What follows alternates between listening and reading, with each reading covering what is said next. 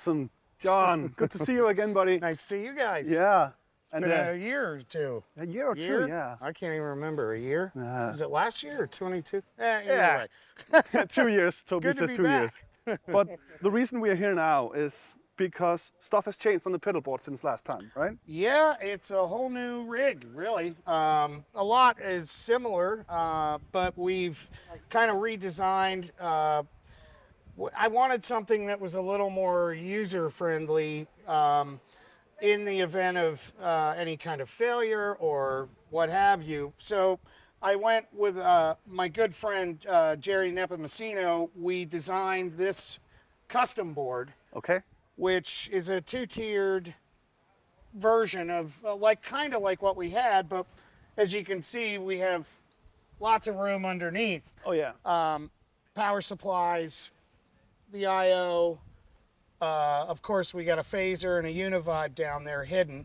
And the biggest change is I wanted to take all of his front end pedals out of the signal pack when they weren't being used. Yeah. So gig rig, the quartermasters were something I've been fond of for a while, and I wanted to, try them on Luke's rig. And Dan, of course, I talked with Dan, and he helped me kind of figure out a good way to clean up the signal. Yeah. And it has certainly done that. As you can see here, we have two channel quartermasters. Yep. Both are in front of the main Bogner. And you told me before you have two for a reason. Yeah, well, it started, the first board, we had a 6 loop switcher. Yeah. But when you're playing and singing and trying to look down and tap dance, he was hitting a lot of buttons he didn't mean to. Yep. So I thought, okay, well, let's widen it. Let's take some stuff out that isn't used a lot, like the compressor. And I put basically his main overdrive distortions in a loop. And in front of that, the vibe and the phaser. Yep. Are in its own loop, and they're basically, we're coming in from the wireless, or sometimes guitar cable. We're hitting the wah. Okay. And then from the wah, we are hitting the first quartermaster, which phase in loop 1, univibe in loop 2. And then from there, we're hitting the volume. Okay. And that was a little different. That way, if he's, if there's any kind of, well, let me see here.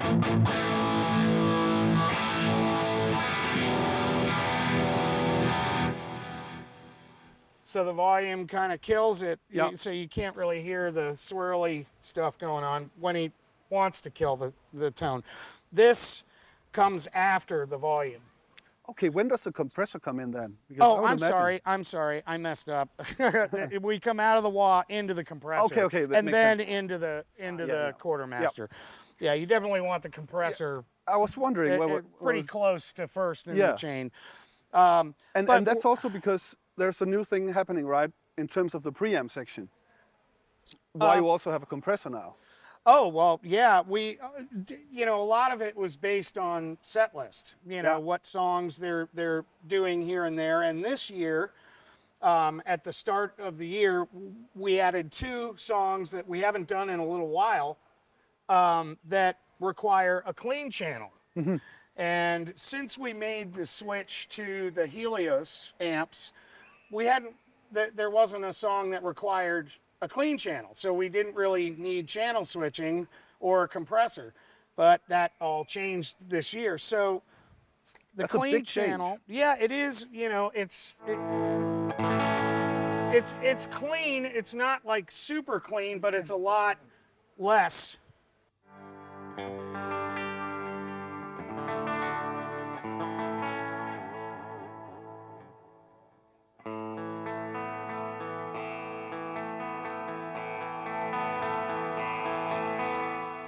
So yeah, it's and then with the compressor on top of it.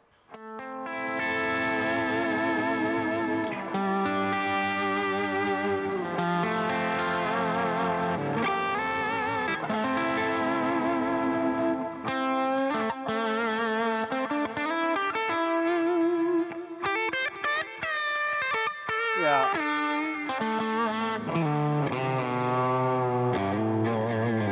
So what I'm noticing here is it's a whole different paradigm shift, or the whole technique is different, because before you were dialing the volume knob all the way down almost. You and had backing off the volume to, and you can still do that.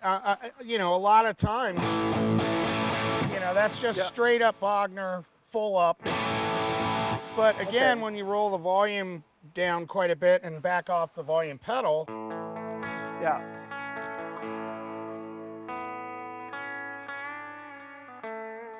I mean, it's similar, but you know, with the true clean channel. Yeah. Now it's actually clean. Yeah. Yeah, it's a lot cleaner than, and you know, he's singing, and you know, when you're doing everything at once, it's, you know, and he'll switch back and forth, obviously, with the channel switcher here. Yeah. Between clean and dirty. But yeah, that's the big, the number one big change for this year on the new board. A lot of the pedals, as you can tell, the Bombast Distortion has been there for a long time. The Lex, the DL8s. That's the same, yeah. One thing is different. It looks a little bit more tidy now. A lot cleaner, yeah. Yeah, and you know, I wanted something that was easy to use, but also easy to change and easy to repair if need be. And it saves space as well. We were able to add, as you can see. Oh, yeah. I think we sort of hinted about that last time, but the new 2290 pedal is a huge new addition, and it's set, I think 44B is on the preset list. It's a panning delay, 500 milliseconds. You know, pretty straightforward. So you just took one of the standard presets. Yeah, kind of altered it a little bit. And I just saved it to random. It's preset 8 now, but. Yeah, direct signal 100, yeah. Yeah. And you've, pretty standard, but you have the panning for. Yeah, and he's got this one too, the flashback, which is the ping pong setting. Those are the two most used, I would say. This is always on. Yeah, I remember last time you had an always on as well. Yeah, and this is now the always on delay. Short and long, you know, again, long, he'll engage for solos and certain parts. The flashback is really, between the 2290 and the flashback, that's by far, I think, the most used. And the flashback, you can hear here.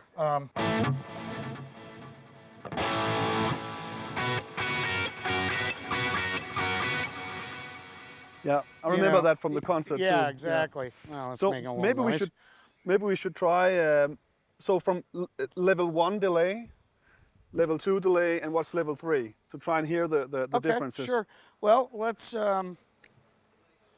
start with just the 2290.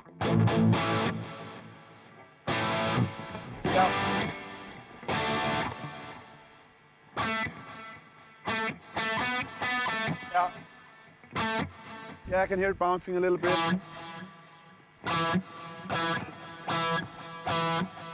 So that's just the 2290. It makes me so happy that this is, you know, an always on delay. It's actually pretty wet already. The signal is already that wet. Yeah, right? yeah. I mean, the reverb's always on, so you're hearing a bit of that, you know, ambience from the verb. But yeah, the 2290 is always on. The short on top of it. Yeah. Yeah.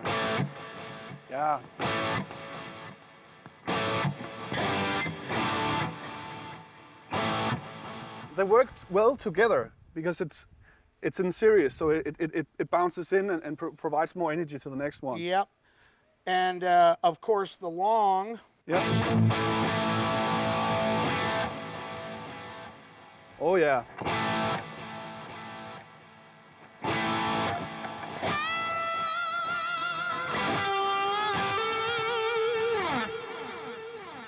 Yeah. So that kind of trails for quite a while. Yeah. And that again is more, I think, in a lead context. Not always. There are some parts where he'll engage the flashback, the long, the short, and the 2290. For ambient stuff, for example. Yeah, swells. Yeah. I can see that, yeah.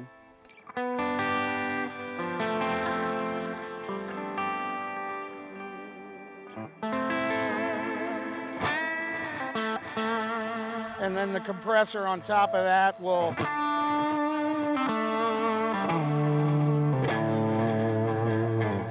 Are you on lead channel or clean channel now? Clean. Clean channel, Yeah. okay. Yeah. Yeah. So yeah, there's varying parts where he'll engage. I don't know why that's doing that, but there's various parts where he'll add and subtract delay, depending on the ambience and what he's hoping to hear.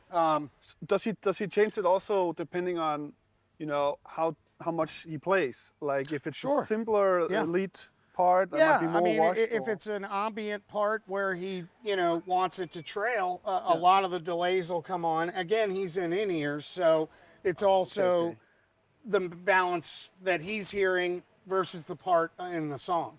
Have you ever considered doing like an expression pedal? So like add in more and less, because it's kind of like a similar logic here. I need more wet ambience, I need less. You know, I haven't directly spoke to him about an expression. I've thought about it.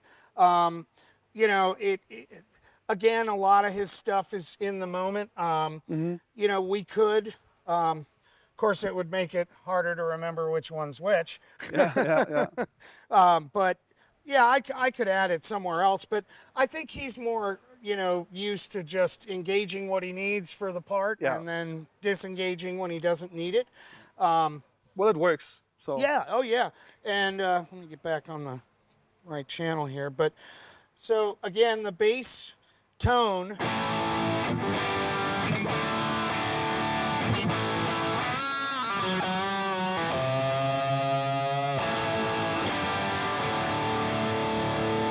So that's just the Bogner and the 2290. Yep. And then you have some more distortion boxes. Yep, the lead, which is the Bombast Distortion, the SLOD, which is his signature Rodenberg overdrive. He's really using the red channel of it a lot now. This has more of a bass boost. I'll demonstrate here. On single note lead playing. So that's your basic. He'll...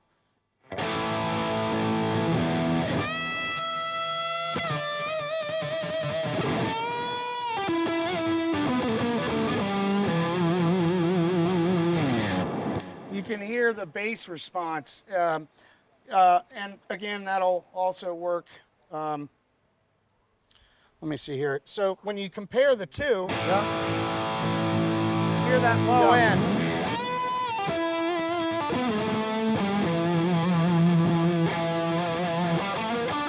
Yeah.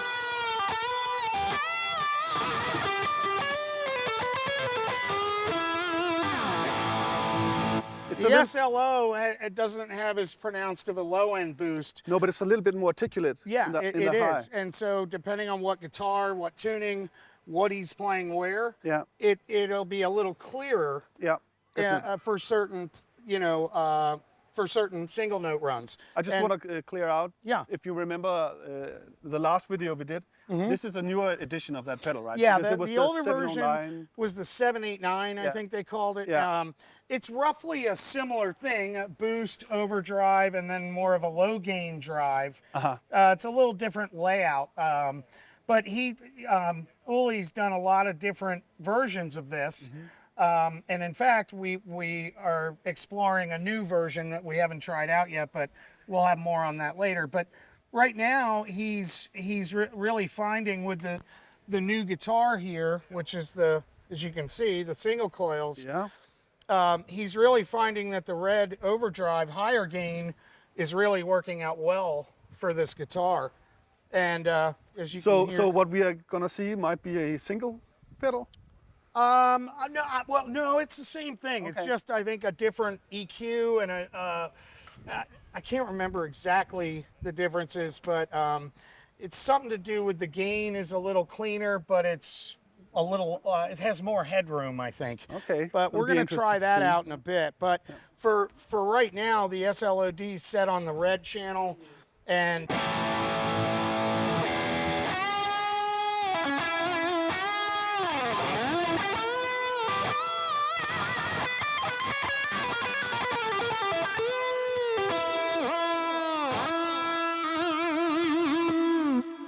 Yeah. and so it's a little more articulate, where that is more of a single note boost, a little bit It's more low end. Very Yeah. clear difference. Yeah. Everything else is, you know, the Lex for the rotary.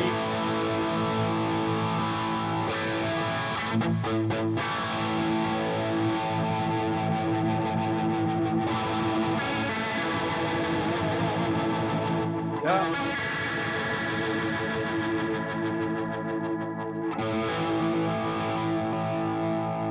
Fast and slow. Oh yeah. Everything else, you know, of course, we still have our favorite chorus on the board, and that's always in use.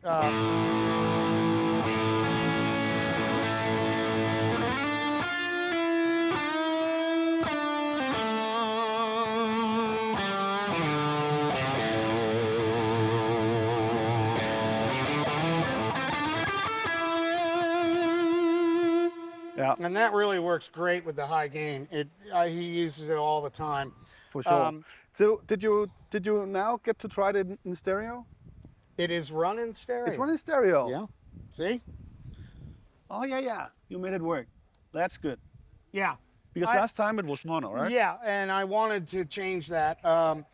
And so basically, you know, splitting it stereo was even better. Yeah. Yeah, and which I wanted to do earlier, but we didn't have the time on the road to manipulate it like that. And now it's all running stereo there. Everything from the chorus on through the delays and verb is all stereo. Yeah. And then you then you have the sense back into. That's all the still returns. the same. Yep. We're Yeah. coming out of the main right Bogner send. Yeah. We're hitting the Benar mono into the chorus mono. Yeah. From there, splitting stereo to the flashback. From there to the 2290. Yeah. To the DL8 short, the DL8 long, and finally the reverb.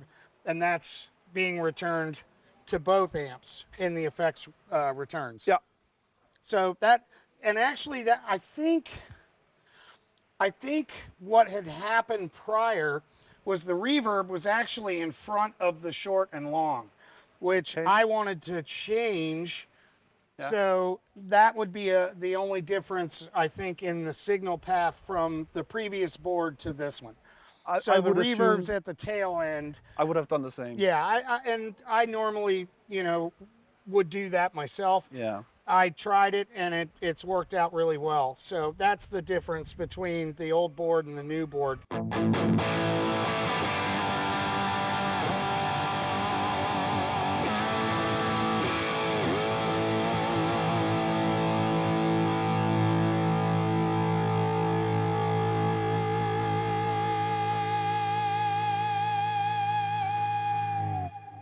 And that was just the Bogner, no overdrive. And cleaning up the front end with getting everything out of the signal path when not being used was really great, because it's a lot easier to get the amp singing with just the bass Bogner setting.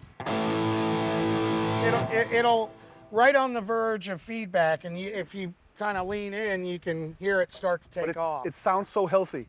Yeah. This fundamental tone, it's.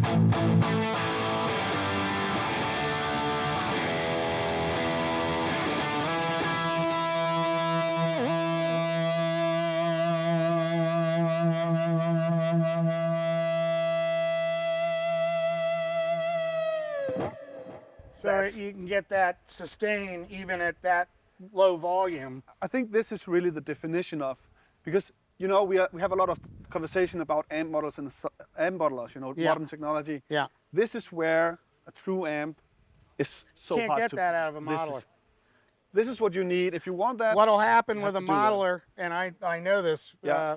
is you'll get that tone or similar tone.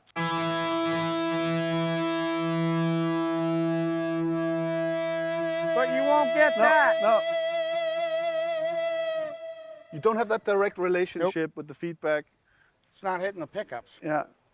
But we've come a long way with modeling. So yeah. Oh yeah, it sounds great. it's getting there. Yeah. It's getting there. But you want this having that experience- sustain and being able to kind of get that harmonic feedback going is really tough. You get right on the edge. Yeah. But it's I mean, it's hard to replicate that.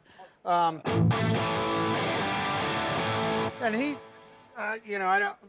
For anyone listening, I'm not sure if you can tell, these amps are not run very loud. Especially when you look at two half stacks, you automatically assume it's going to be pretty loud. But the master volume's at maybe 9 o'clock on a 100-watt amp head. So they're not loud at all. But you're still getting it. But you're still getting that fundamental, and you're still getting that feedback, that interaction between guitar and amp. Yep. And a lot of that was due to cleaning up the front end of the signal path. Exactly, because what I also experience is, the best possibility is to, like guitar straight into the amp to feel how healthy it is. Yeah. That combination, it becomes one instrument, right? Mm-hmm. And the more you put in between, regardless what you do, the more it takes away. It takes away, right? Yeah. And I feel like this is sounding as close as you can get. Yeah. To being. It's definitely a big upgrade. Yeah. And I think a lot has to do with the quartermasters, definitely. Yeah. Because even your signal's still running through a pedal even when it's off. Yeah.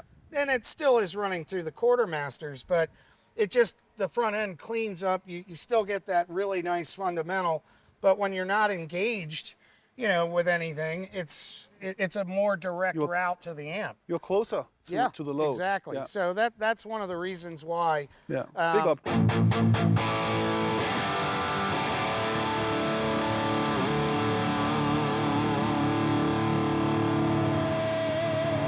Yeah. It'll come through. I hope this translates into to you guys out there. Yeah, I hope so.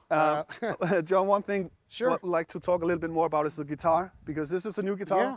Although it does say L3 on the headstock, this was the prototype for the L4, Okay. which are brand new from Ernie Ball Music Man, the Steve Lukather, 3 single coils. Pretty sure that's a stacked humbucker. I could be wrong. Sorry, I would Music guess Man, so. if I'm I would guess so. wrong there. But it's a silent single coil system. Yeah. 5-way switch. And of course, it's very similar to a S-style guitar. Mm-hmm. Is there a tap? Like, can you tap the? No, it's just a tone knob. Okay. So, like as you were hearing before, that was the back single coil. Doesn't really sound like a single coil, actually. More like a humbucker. But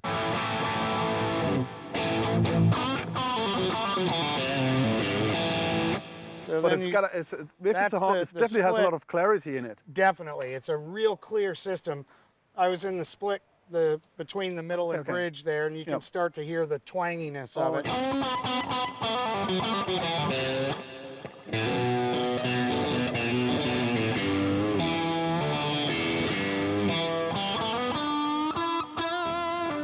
And then the neck.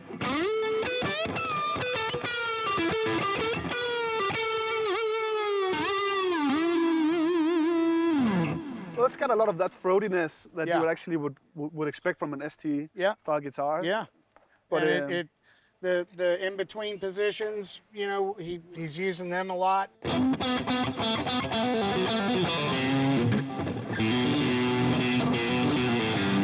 for So more you can- cleaner parts. Yeah.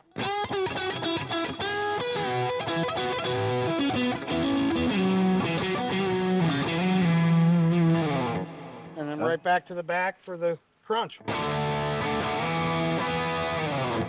So he's been using that, using this guitar all year. This is his #1 now. Uses it most of the set, and we're really digging it. It's a great guitar. It's a little bit more. It's very natural in the design. Yeah, yeah. So is this also the way it's going to come out? Or will it be in colors as well? There's 3, as far as I know right now, there's 3. The natural wood, I can't remember the exact name of what they're calling it, but the natural wood, there's a red, like a sparkle red finish, and then I think like a blue burst, they call it. So 3 finishes, and we've had this since he got it, and I think we were using it on the Journey tour. It was his main. We're still using it as his main, and he's really digging it. So I would think we're going to see more of this type of thing in the future too. He's still using his humbuckers too, but he's so really digging this that, hey, If it works. it works. Yeah, yeah. If it ain't broke, use it, you know?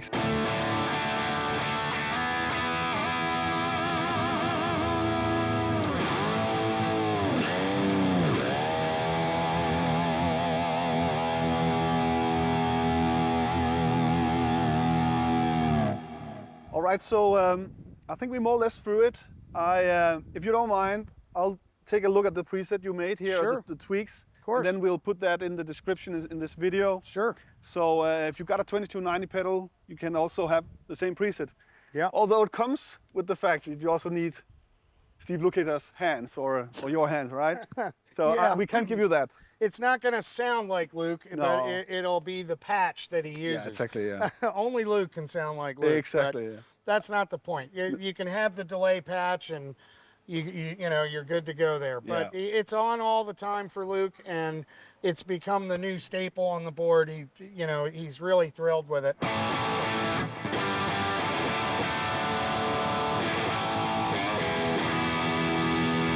Yeah. Well, thank you so much, John. Sure. It was a pleasure yet again Thank to you, see it, Michael. and it's definitely an improvement. So Yeah. congratulations on that Oh, board. Thank you very much. I appreciate it. And thank you guys for watching, and see you guys around. Maybe another time with John. Hopefully. Yeah, hopefully. See you guys. See ya.